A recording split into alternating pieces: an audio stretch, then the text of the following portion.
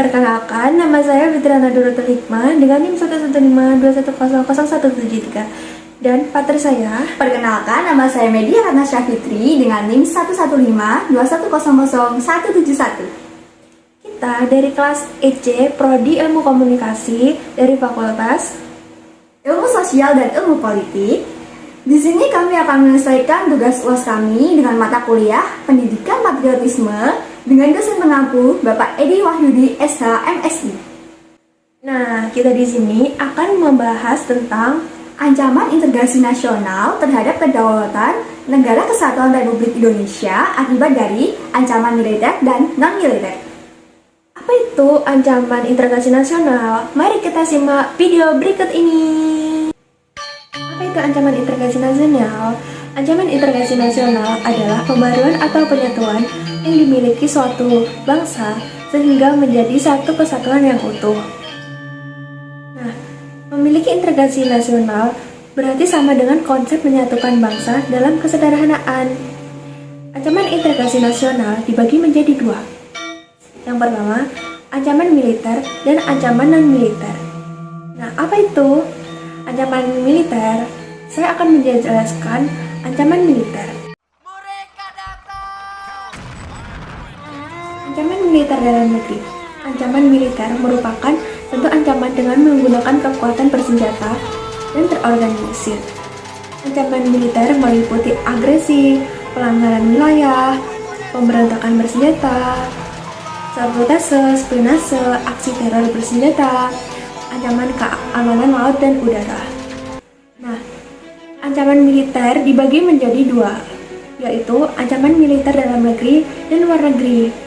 Apa saja ancaman militer dalam negeri? Yang pertama, disintegrasi bangsa, yaitu melalui berbagai gerakan separatis yang didasarkan pada sentimen kesukuan atau pemberontakan akibat ketidakpuasan daerah terhadap kebijakan pemerintah pusat.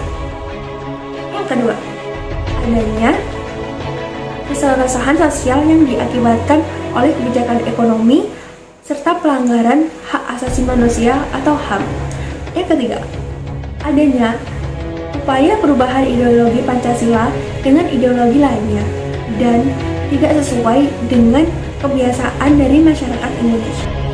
Berikutnya, ada ancaman militer dari luar negeri, yaitu yang pertama, pelanggaran terkait batas negara yang dilakukan oleh negara lain. Yang kedua, adanya pemberontakan senjata yang dilakukan oleh negara lain. Yang ketiga, aksi teror dari terorisme internasional. Nah, berikut ini ada contoh lain ancaman terhadap negara yang termasuk ancaman militer. Yang pertama, sabotase. Sabotase merupakan ancaman militer yang dilakukan oleh suatu negara. Ancaman ini bertujuan untuk merusak instalasi militer dan objek vital nasional. Yang kedua, spionase.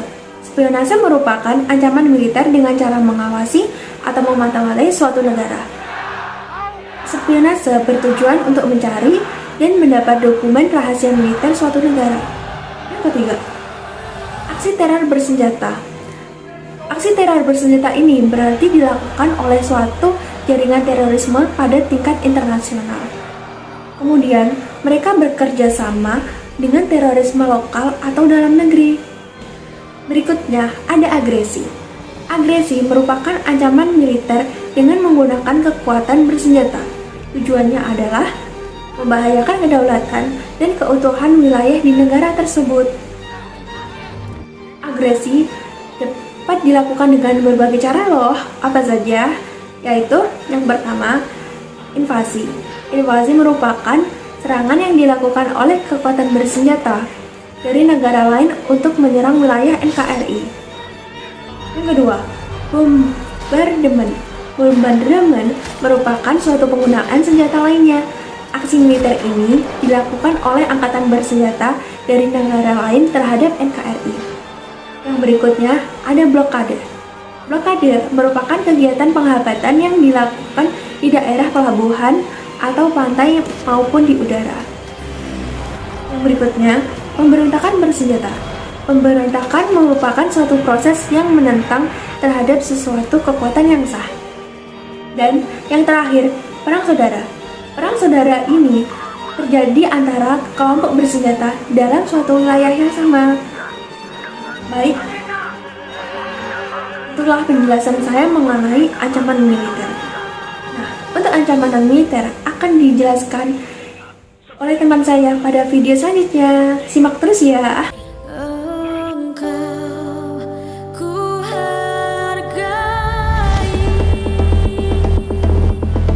Oke, saya di sini akan melanjutkan penjelasan dari rekan saya yang sebelumnya.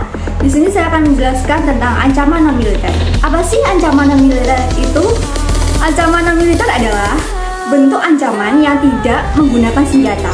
Namun jika dibiarkan, bisa membahayakan kedaulatan negara, keutuhan wilayah, serta keselamatan segenap bangsa. Pada hakikatnya, ancaman non-militer dinilai berpotensi membahayakan kedaulatan negara, kepribadian bangsa, keutuhan wilayah, negara, dan keselamatan segenap bangsa. Ancaman ini salah satunya disebabkan oleh pengaruh negatif dari globalisasi. Ancaman non-militer meliputi dimensi ideologi, politik, ekonomi, sosial budaya, pertahanan dan keamanan, hingga teknologi dan informasi. Apa sih contoh ancaman non-militer? Contoh ancaman non-militer itu yang pertama, tidak menggunakan produk dalam negeri, pengaruh gaya hidup kebarat-baratan. Yang kedua, tidak mencintai budaya sendiri. Secara garis besar, ancaman non-militer punya karakteristik yang berbeda dengan ancaman militer. Salah satu ciri ancaman non-militer adalah tidak bersifat fisik dan bentuknya tidak terlihat. Sedangkan ancaman militer ditandai dengan penggunaan senjata. Dampak dari ancaman non-militer yang pertama yaitu kemajuan ilmu pengetahuan dan teknologi berpotensi mengancam integrasi nasional meski memang ada juga manfaatnya. Yang kedua, ancaman berdimensi keselamatan umum, yaitu ancaman non-militer yang dapat terjadi karena bencana alam. Ancaman tersebut meliputi gempa bumi, tsunami, letusan gunung, dan sebagainya. Yang ketiga, ancaman berdimensi ideologi. Hal ini terjadi pada Uni Soviet yang mengalami perubahan dari ideologi komunis menjadi liberal. Yang keempat, ancaman berdimensi sosial budaya, yaitu ancaman yang meliputi kemiskinan, kebodohan, keterbelakangan, ketidakadilan yang menjadi dasar timbulnya konflik vertikal.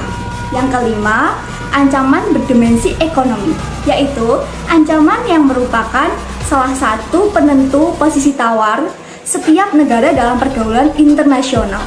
Yang keenam, ancaman berdimensi politik, yaitu instrumen utama untuk menggerakkan perang, sehingga dapat dikatakan bahwa ancaman politik dapat mengembangkan suatu rezim pemerintah, bahkan dapat menghancurkan suatu negara. Sekian penjelasan saya tentang ancaman non-militer. Baik, itu tadi penjelasan dari kami tentang ancaman integrasi nasional terhadap kedaulatan Negara Kesatuan Republik Indonesia akibat dari ancaman militer dan non-militer. Sebelumnya kami mengucapkan terima kasih banyak untuk Bapak Edi Wahyudi SH, MSI, selaku dosen pembimbing. Terima kasih untuk bimbingannya selama 1 semester ini. Kami mohon maaf jika selama 1 semester ini kami ada kesalahan baik kata-kata yang disengaja maupun tidak. Dan terima kasih juga kepada partner saya karena telah bekerja sama dengan baik dalam pembuatan video ini. Terima kasih juga untuk para penonton yang telah menyimak video kami dari awal sampai akhir. Saya mohon maaf jika ada kesalahan kata atau kurang dari penjelasan kita. Jangan lupa subscribe, like, dan komen ya. Oke, sampai jumpa. Jumpa.